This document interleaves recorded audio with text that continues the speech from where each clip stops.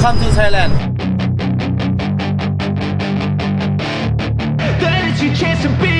Hey kid, Hey guys, so we are already here in Bangkok. do what you do in life instead of everything you know that you could get. Don't let them guide your life towards regret. Hey guys, so dito na kami sa hotel. So it's already past 1. Good thing there's a nearby 7-Eleven. So itong crab stick salad roll. Yung guys, oh, parang sarap ito. And then this one is stir fried chicken and basil with rice. And then ito fried chicken. Ito na fried chicken. Yan. And then this one is the crab and egg rice. Then meron tayo nitong parang meatloaf. We got this parang meatloaf. And then yung famous na hotdog dito. And then 2 Coke. And then ito pikelab yung Yakult niya. Then oil. So everything, so ito bumili pa ako guys syempre. First touch ng sampalok dito sa Thailand. And then yung dried mango. So everything, it's just 354 baht. So times nyo lang sa 1.66 guys para ma-convert natin sa 7 peso. Pero grabe dami oh. Sulit oh. So first meal here in Bangkok, Thailand! Hey guys, good morning. So first day out natin dito sa Bangkok, Thailand. So pupunta kami ng Platinum Mall. Hey guys, so we are here at the Platinum Mall. So nag-ano kami, daming pagkain na, wait lang.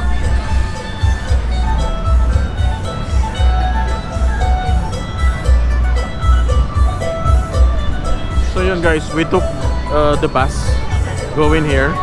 And for reference purposes, ang laki nung mura niya. So ano lang, the price was just 60 baht for 3 of us. Pero kung nag-taxi kami, that's around mga 200 baht. So here, 60 baht lang. Guys, after 10 minutes ng paglalakad here inside Platinum Mall, we went straight dito agad sa 6th floor. Ayan. 6th floor. Kasi dito yung food court nila. I could fall flat on my face and I swear I will get back up, cause I don't deserve a thing and the road ahead is tough. They'll try to kick you while you're down. They wanna rise up while you drown. They wanna fill your head with doubt. They're silently scared that you'll fail. Grabe guys, nakakalito. I don't know what to get. Sobra.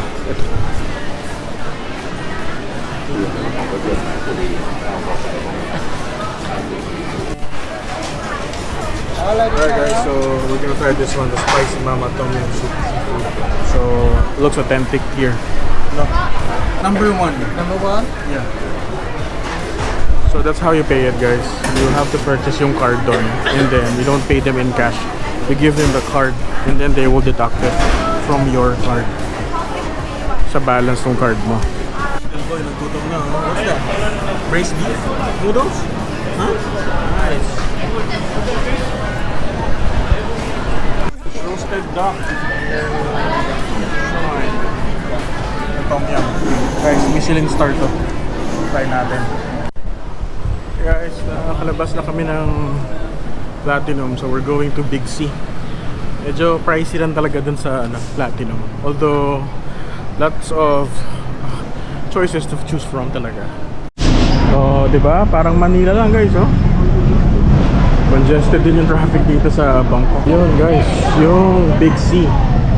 There, yun, oh. Doon tayo pupunta. Good thing merong I don't know what they call it, this parang skywalk ba to? Arwalk, whatever. Good thing they have this. So mas madaling access, transferring from one building to another. Ang daming tao guys dito sa Big C.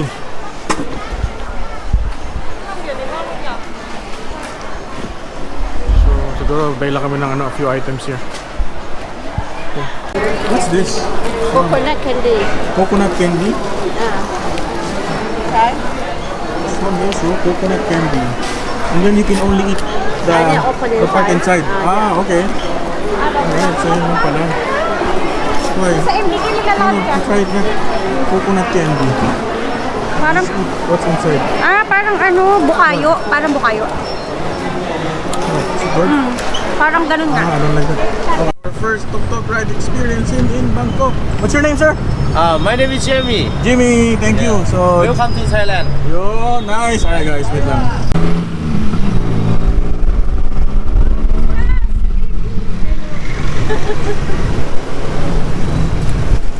Okay, next destination guys.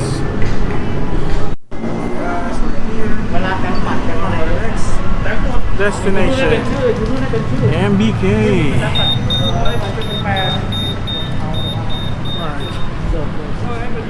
Okay lang yan. So we're here. Oh, look at that. Oh, luggage is 80%. 80%, 60%. So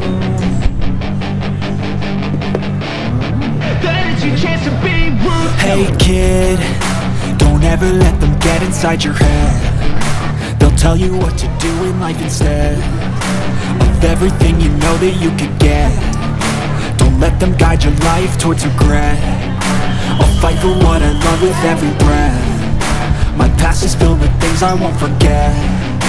I use them all to push me to my best. So treat the worst of times just like a test. If only I could go back in time, I'd tell myself that everything will end up alright. Just push yourself, test yourself, figure out what you like, and find your limits, don't be rigid, always work towards a prime. Surround yourself with open minds, people can change your life. A few friends with intent can help you feel alive. Find a passion, take some action, and with a little time, just be patient, make a statement, try to enjoy your life. They'll try to kick you while you're down. They wanna rise up while you drown. They wanna fill your head with doubt. They're silently scared that you'll figure it out. I'll make it look like I'm losing, won't bother hiding my bruises. And when they finally think you're wounded, then it's your chance to be ruthless.